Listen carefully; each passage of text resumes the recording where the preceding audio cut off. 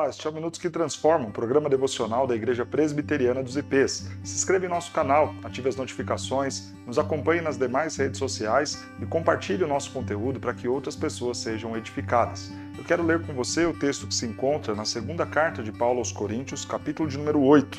Nos diz assim: Também, irmãos, vos fazemos conhecer a graça de Deus concedida às igrejas da Macedônia, porque no meio de muita prova, de tribulação, manifestaram abundância de alegria e a profunda pobreza deles superabundou em grande riqueza da sua generosidade.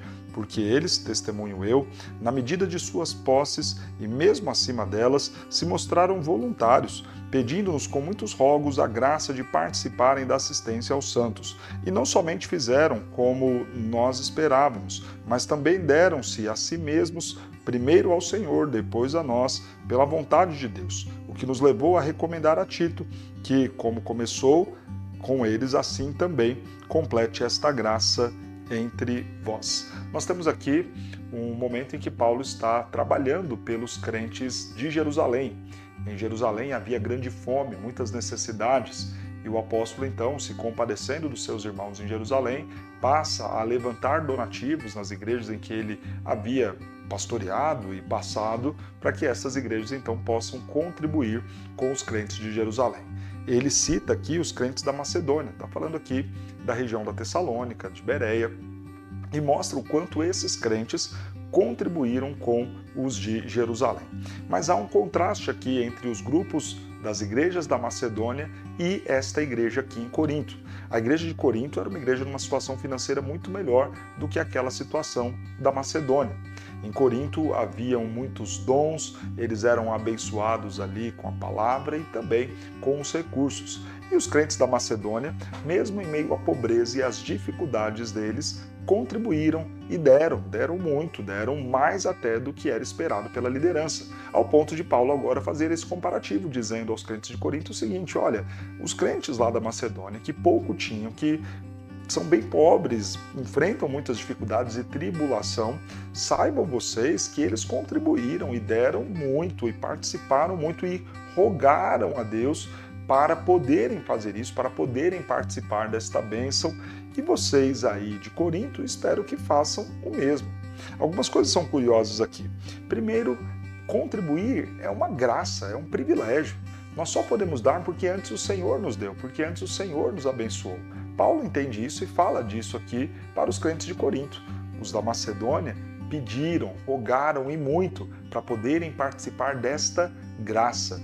Contribuição não é um peso, contribuição não é algo que dói, contribuição é algo prazeroso, é o reconhecimento da graça de Deus, porque nós temos, nós podemos dar e podemos participar do sustento de outros. Outra lição importante é que contribuição não tem a ver com ter muito, contribuição tem a ver com ter generosidade, disposição em dar. Tem gente que fala assim: eu queria ser muito rico para ajudar as pessoas. Se você, na situação em que vive, não ajuda ninguém, não fique pensando que quando tiver riquezas vai se lembrar do próximo. Nós, independente da condição que temos, podemos ajudar alguém.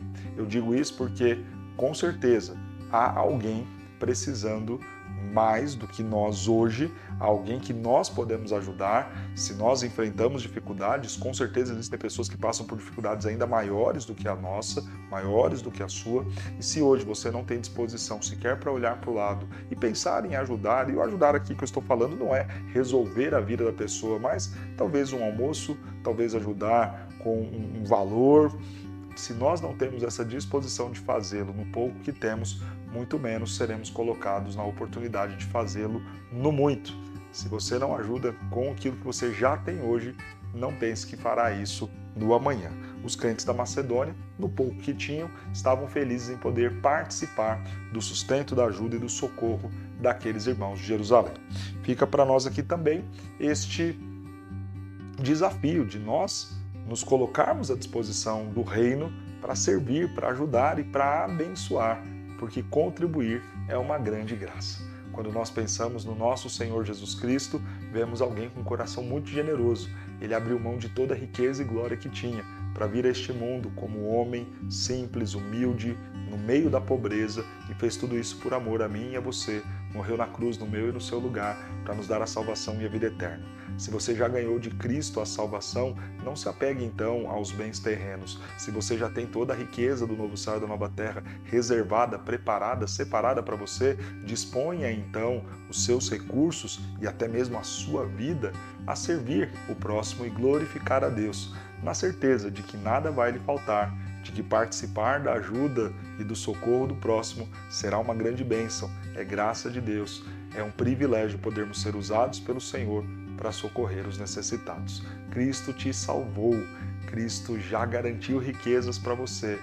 Não seja amante das riquezas deste mundo, esteja disposto a ter por responsabilidade, para cuidado dos seus, mas para também abençoar o próximo, o necessitado. Que Deus te abençoe.